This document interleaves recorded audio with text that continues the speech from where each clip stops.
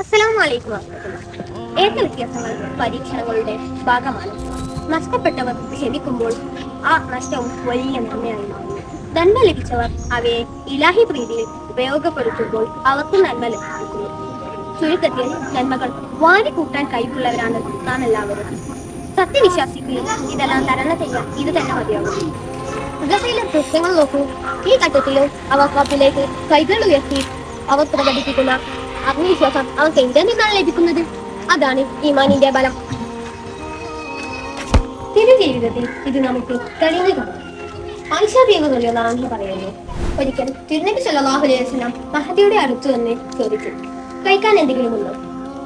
ഇല്ലെന്ന് പറഞ്ഞപ്പോൾ ഞാൻ നോമ്പുകാരനായിരുന്നു എന്ന് ഹൽദന് പറഞ്ഞു. മറ്റൊരു അവസരത്തിൽ ചോദിച്ചപ്പോൾ ഹൈസ് എന്ന വിഭവം ഉണ്ടെന്ന് എനിക്ക് നോമ്പുണ്ടായിരുന്നു എന്ന് പറഞ്ഞു. തിരുനബി സല്ലല്ലാഹു അലൈഹി വസല്ലം ആ ഭക്ഷണം കഴിച്ചു നോമ്പ് പോയിട്ടു.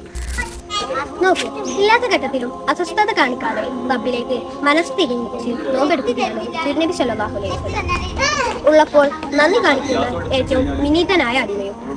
പ്രയാസങ്ങളിൽ കൂടുതൽ പ്രയാസമുള്ളവരെ നോക്കുകയാണ് വിശ്വാസം ചെയ്യുക. അപ്പോൾ ലഭിച്ച അനുഗ്രഹത്തിന്റെ വില മനസ്സിലാകും. അസ്സലാമു അലൈക്കും.